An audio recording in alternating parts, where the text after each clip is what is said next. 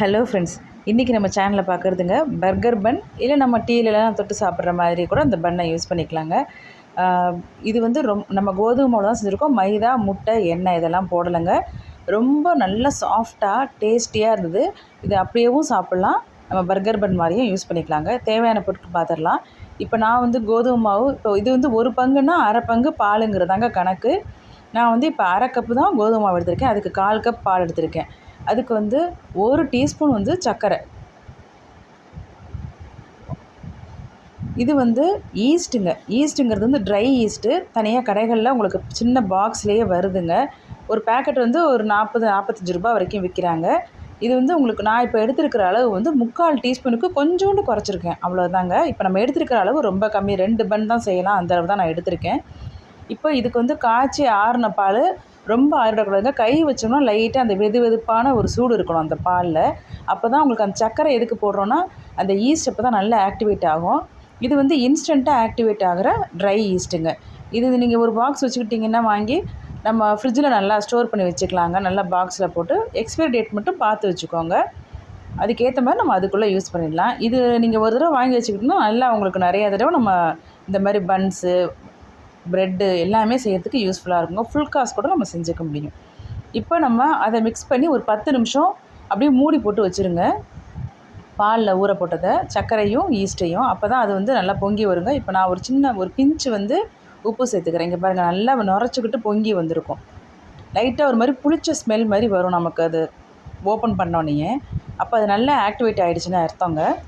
இந்த ஸ்டேஜில் நீங்கள் இது நல்லா அந்த நம்ம மாவில் போட்டு மிக்ஸ் பண்ணிங்கன்னா உங்களுக்கு வந்து அளவு வந்து ஃபஸ்ட்டு தண்ணியாக இருக்கிற மாதிரி தான் இருக்கும் பார்க்குறதுக்கு. நீங்கள் கை வச்சு பிசையும் போது, ஐயோ ரொம்ப நம்ம பால் போட்டோம் போல் இருக்கு, ரொம்ப தண்ணியாக இலகிடுச்சு அப்படின்னு நீங்கள் பயப்பட வேண்டாங்க.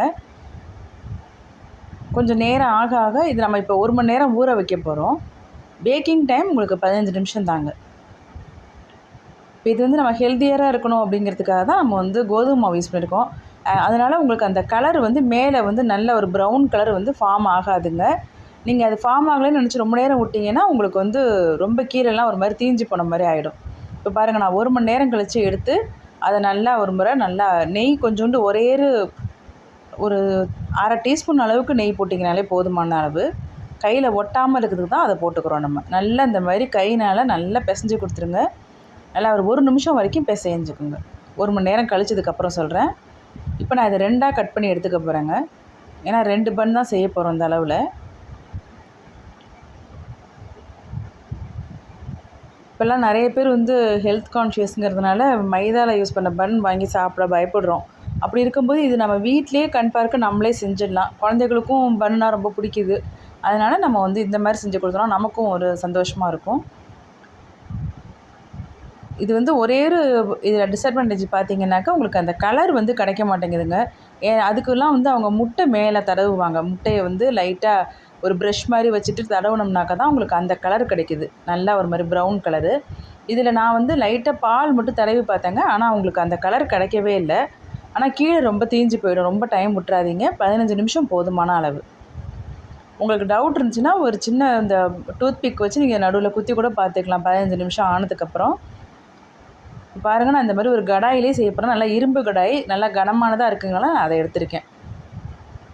அதை ஏற்கனவே ப்ரீ ஹீட் பண்ணிட்டேன் ஒரு 10 நிமிஷத்துக்கு சிம்மில் வச்சு. இப்போ அதில் வந்து ஒரு சின்ன கிண்ணம் வச்சு அதை நான் அது மேலே தூக்கி இருக்கணுங்கிறதுக்காக இந்த மாதிரி வச்சுருக்கேங்க இந்த பிளேட்டை. இப்போ வச்சுட்டு நம்ம மூடி போட்டுட்டோம். மூடி போட்டு நம்ம ஏதாவது ஒரு வேலை செஞ்சுட்டு இருக்கும்போது நீங்கள் சைட் பை செஞ்சிங்கனாலே உங்களுக்கு இது ஈஸியாக முடிஞ்சு போயிடுங்க. இந்த மாதிரியான சிம்பிளான ஈஸி ரெசிபிஸ் எல்லாமே நம்ம சேனலில் ஒன்றா போட்டிருக்கோம். பாருங்கள், 15 நிமிஷம் ஆச்சு. இந்த ஸ்டேஜில் நீங்கள் பாலோ இல்லை நெய்யோ ஏதாவது ஒன்று வந்து மேலே தடவிக்கோங்க. அப்போ உங்களுக்கு இன்னும் கொஞ்சம் நல்லா சாஃப்ட்னஸ் அப்படியே ரொம்ப நேரத்துக்கு இருக்குது. அவ்வளோதாங்க, டைம் முடிஞ்சிருச்சு அந்த 15 நிமிஷம் கணக்குங்கிறது. அதனால் நான் வந்து இப்போ இதை ஆஃப் பண்ணிட்டேன் ஸ்டவ்வை. இப்போ கொஞ்சம் நேரம் கழிச்சு தான் இப்போ நான் உங்களுக்கு காமிக்கிறேன். பாருங்கள், அது எவ்வளோ சாஃப்டாக வந்திருக்குன்னு. பிடிச்சிருந்துச்சுன்னா நம்ம சேனலை சப்ஸ்கிரைப் பண்ணிக்கோங்க, லைக் பண்ணுங்கள், ஷேர் பண்ணுங்கள், கமெண்ட்ஸ்லேயும் சொல்லுங்கள் ஃப்ரெண்ட்ஸ். அப்போ தான் ஒரு மோட்டிவேஷனாக இருக்கும். ரொம்ப சாஃப்டாக இருந்தது. நீங்கள் ட்ரை பண்ணி பாருங்கள், உங்கள் எல்லாேருக்கும் ரொம்ப பிடிக்கும். Bye friends.